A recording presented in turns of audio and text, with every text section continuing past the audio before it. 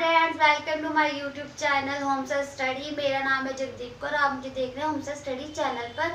और आज का जो हमारा टॉपिक है principles of growth and development. आज हम ग्रोथ एंड डेवलपमेंट के प्रिंसिपल्स करेंगे। हमने पार्ट 1 में ग्रोथ एंड डेवलपमेंट के डिफरेंस डिस्कस किए थे। आप वो वीडियो जरूर देखना, मैं उसका लिंक डिस्क्रिप्शन में छोड़ दूंगी। अब हम वीडियो स्टार्ट करते हैं। Principles of growth and development, वृद्धि और विकास के सिद्धांत।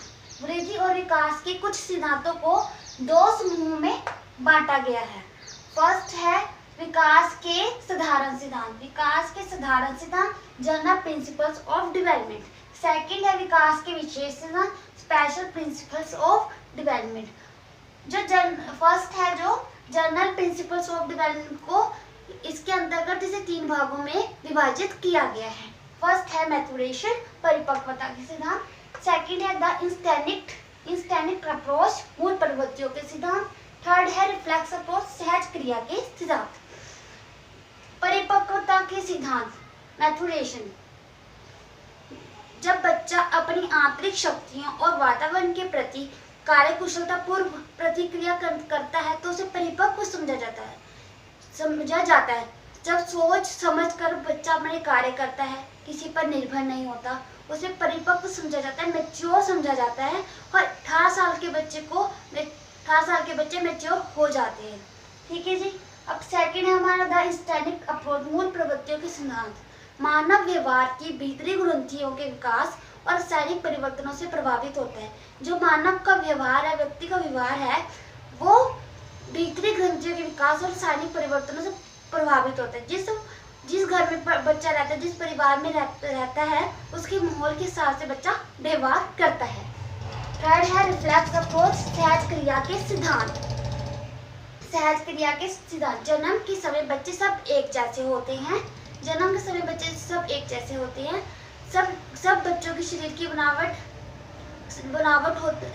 एक बनावट होती है और सब में प्रेम, डर, गुस्सा पाया जाता है। इन संवेगों का प्रयोग बच्चा अपने वातावरण के अनुसार करता है, अपने इन्वायरमेंट के अनुसार करता है। अब हम सेकंड प्रिंसिपल करेंगे जी, स्पेशल प्रिंसिपल्स ऑफ डेवलपमेंट। जी हमने जनरल प्रिंसिपल्स ऑफ डेवलपमेंट कर लिया। जनरल प्रिंसिपल्स ऑफ डेवलपमेंट के अंतर्गत जो 3 प्रिंसिपल्स आए थे वो हमने कर लिए। अब सेकंड प्रिंसिपल है स्पेशल प्रिंसिपल्स ऑफ डेवलपमेंट। इसके अंतर्गत जो प्रिंसिपल आते हैं वो करेंगे हम। फर्स्ट प्रिंसिपल है डेवलपमेंट पैटर्न इज प्रेडिक्टेबल। प्रत्येक जाति, चाहे वह जीवनधारी प्राणी है अथवा व्यक्ति है, उस जाति की विशिष्ट विकास प्रक्रिया होती है। जन्म से एक जेनेटिक सीक्वेंस होता है जो हमारी डेवलपमेंट है, एक पैटर्न फॉलो करती है, एक सीक्वेंस फॉलो करती है। इसके 2 सीक्वेंस हैं, स्फेलोपोडल सीक्वेंस एंड प्रॉक्सिमोडिस्टल सीक्वेंस। स्फेलोपोडल सीक्वेंस में इसके अनुसार सिर से पांव की तरफ विकास होता है बच्चे का। इसके अनुसार बच्चे का विकास सिर से पांव की तरफ होता है। पहले बच्चे का सिर विकसित होता है, सिर का विकास होता है, फिर वो अपने सिर को हिलाता डुलाता है, फिर वो अपने हाथों को हिलाता डुलाता है, फिर वो चलना सीखता है। इस तरह सिर से पैर की तरफ विकास होता है। सेकंड है प्रॉक्सिमोडिस्टल सीक्वेंस। इसके अनुसार विकास अंदर से बाहर की तरफ होता है। पहले आपके अंदर कोई गुण आता है, आपके अंदर गुण है, आप ईमानदार हो, आप इंटेलिजेंट हो किसी चीज में, आप वैसा व्यवहार करते हो किसी के साथ। आपने व्यवहार किया किसी फ्रेंड के साथ, किसी के साथ आपने व्यवहार किया, उसने फील किया फिर हाँ भाई ये मेरा जो दोस्त है ये इस सब्जेक्ट में इंटेलिजेंट है, ईमानदार है और इसके अंदर बहुत ईमानदारी है और इंटेलिजेंसी है। इस तरह जो आपके इसके अनुसार अंदर से बाहर की तरफ विकास होता है। जो आपके अंदर गुण है वो आपने अपने व्यवहार के जरिए आपने दिखाए, फिर उसने फील किया, इस तरह आपका विकास होता है। ठीक है जी, ये है प्रॉक्सिमोडिस्टल सीक्वेंस। सेकंड है डेवलपमेंट इज कॉन्टिन्यू। जो बालक का विकास है वो निरंतर चलने वाली प्रक्रिया है। ये लाइफ टाइम चलती है, लॉन्ग प्रोसेस होता है इसका। जन्म से मृत्यु तक विकास चलता रहता है, कभी रुकता नहीं है। विकास कभी धीरे होता है, कभी तेज होता है, तेज गति से होता है। पहले 5 ईयर जन्म से जो 5 साल तक की उम्र में जो विकास है बहुत तेज गति से होता है। इसके अंदर सारी डेवलपमेंट्स आती हैं, language development, moral development, cognitive development, physical development, emotional development, all over developments आती हैं। जो डेवलपमेंट होती है वो हमेशा स्पाइरल होती है, ठीक है जी, स्पाइरल होती है, आपने ध्यान रखना है। थर्ड है individual difference in development. Individual difference in development. अब ये 4 लड़कियां हैं, पूजा है, मोनिका है, कोनिका है, ये उषा है। ये चारों एक दूसरे से अलग हैं, सब में इंडिविजुअल डिफरेंस है। और ये मैथ में अच्छी है, ये हिंदी में अच्छी है, इंग्लिश में अच्छी है, ये फिजिक्स में अच्छी है। सब में इंडिविजुअल डिफरेंस है, सब अलग अलग सब्जेक्टों में अच्छे हैं। सब में इंडिविजुअल डिफरेंस होता है, किसी का विकास सेम कभी नहीं होता। आपकी कोई किसी सब्जेक्ट में अच्छा है तो कोई किसी सब्जेक्ट में अच्छा है। सबका विकास अलग होता है, सब अलग अलग इन्वायरमेंट में रहते हैं और सबकी अलग अलग हेरिडिटी है। हेरिडिटी और इन्वायरमेंट बच्चे के विकास को बहुत प्रभावित करती है। सब में इंडिविजुअल डिफरेंस होता है, कोई सेम नहीं होता, सबका विकास सबका अलग अलग होता है। कोई किसी चीज में अच्छा, कोई किसी चीज में अच्छा। कुछ बच्चे होते हैं,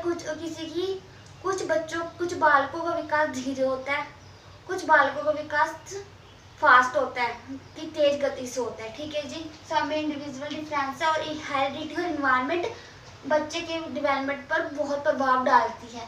फोर्थ हमारा है principle different area develop at different rates. Different area develop, सब अलग अलग क्षेत्रों में रहते हैं, सब अलग अलग जगह रहते हैं, सब अलग अलग इन्वायरमेंट में रहते हैं, सब डिफरेंट एरिया में रहते हैं, मतलब कि अलग अलग क्षेत्रों में चले गए सब। फिर उनका इन्वायरमेंट भी अलग हो गया, सबका इन्वायरमेंट भी अलग है और सब डिफरेंट रेट पर ग्रो करते हैं।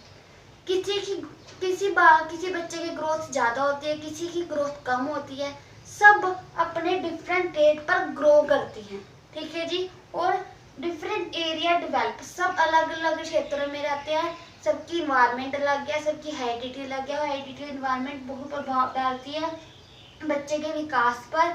और किसी की हाइट ज़्यादा होती है, किसी की हाइट कम होती है, किसी की ग्रोथ ज़्यादा होती है, किसी की ग्रोथ कम होती है, सब अपने डिफरेंट रेट पर ग्रो करते हैं।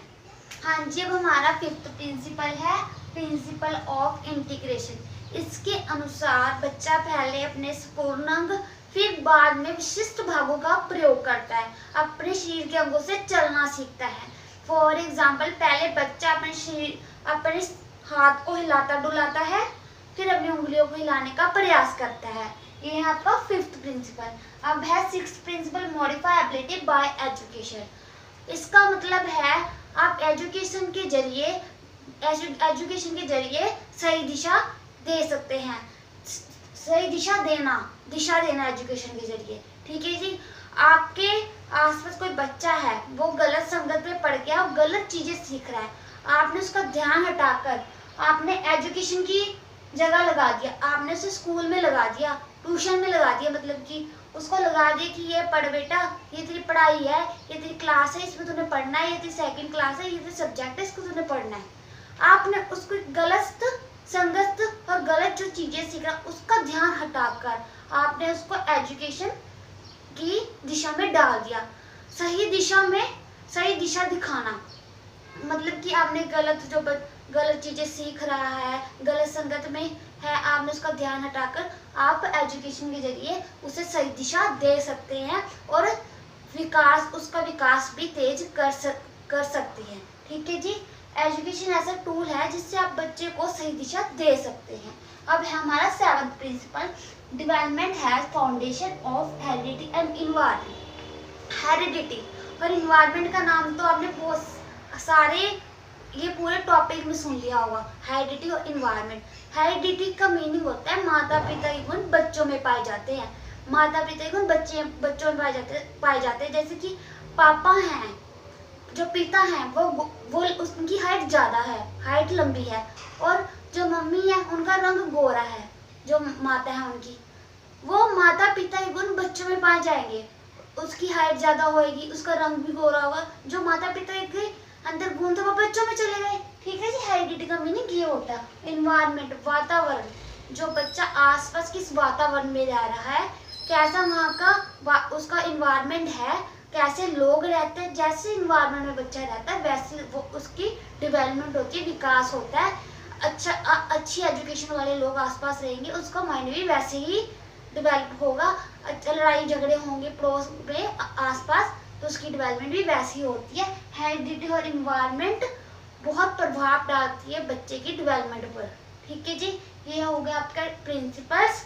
आपको वीडियो अच्छी लगी है तो वीडियो को लाइक कीजिए, चैनल सब्सक्राइब कीजिए, बेल आइकन प्रेस कीजिए। Thank you.